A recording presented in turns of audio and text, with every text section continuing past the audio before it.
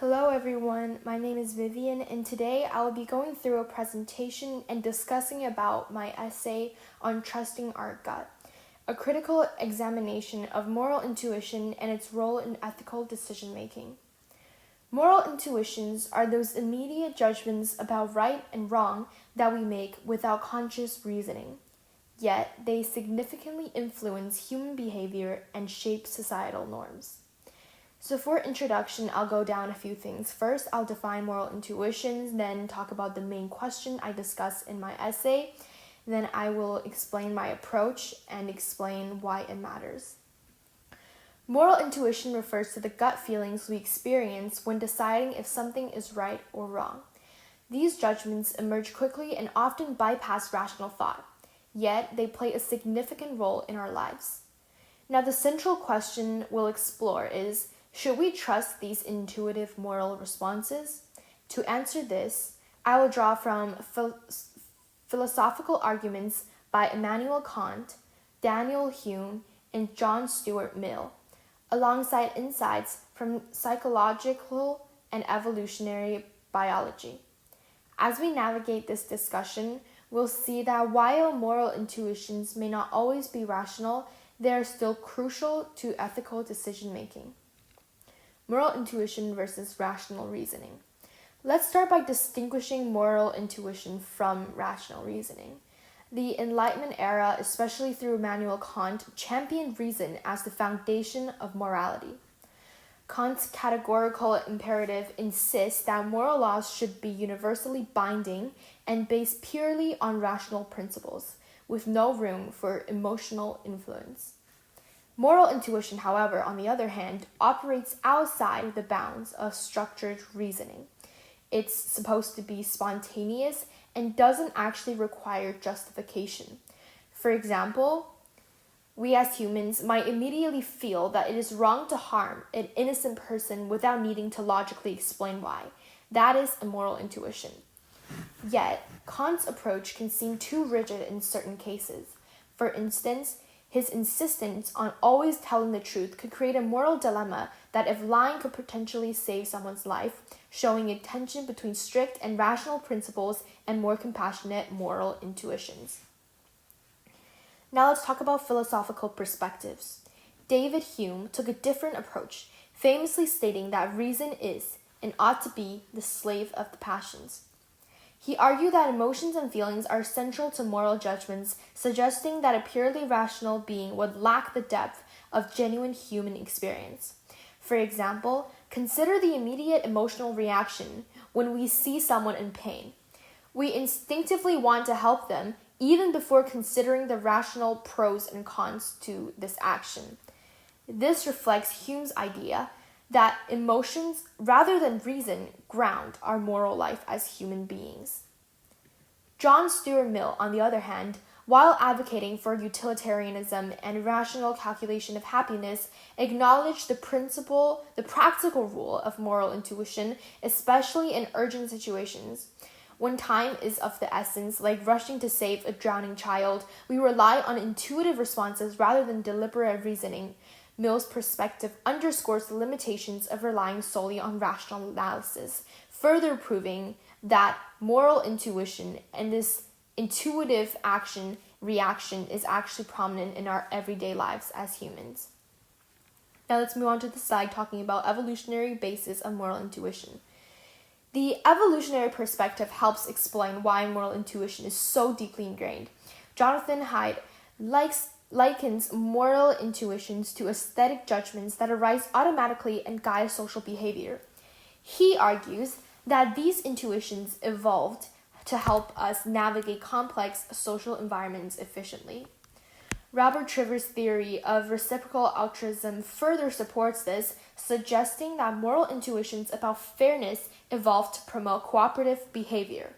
For instance, the feeling of revulsion at betrayal serves to reinforce social norms and maintain group cohesion.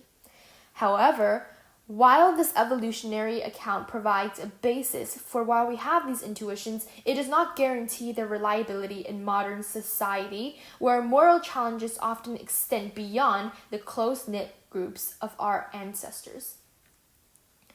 Despite their revolutionary advantages, moral intuitions are not infallible. There are many limitations and biases. Daniel Kahneman's research shows that cognitive biases can shape our intuitive judgments. For example, the availability heuristic can cause us to overestimate the frequency of certain events, such as crime, based on how often we hear about them in the news, thus influencing our moral evaluations. Cultural norms also shape intuition. What feels morally right in one culture may seem wrong in another culture. A person from a collectivist culture may prioritize group harmony, while someone from a, for example, individualistic culture may actually favor personal freedom. Now, these examples illustrate how our intuitive responses can be inconsistent, influenced by factors beyond objective moral reasoning. Rational analysis as a check. Philosophers like Peter Singer argues for a consequentialist approach, while moral decisions are judged based on their outcomes.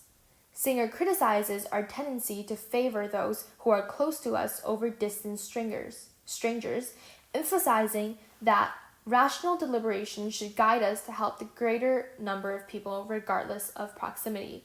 Immanuel Kant's deontology also highlights the need for rationality in ethical obligations, insisting that moral laws should be universal rather than based on subjective feelings.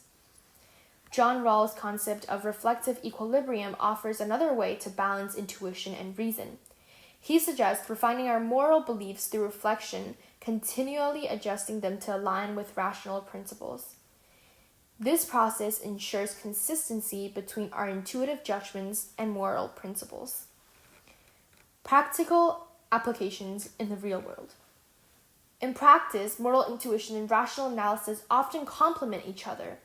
In emergencies, quick decisions driven by intuition can be life-saving. For example, a firefighter doesn't have time to deliberate when rushing into a burning building to save a life.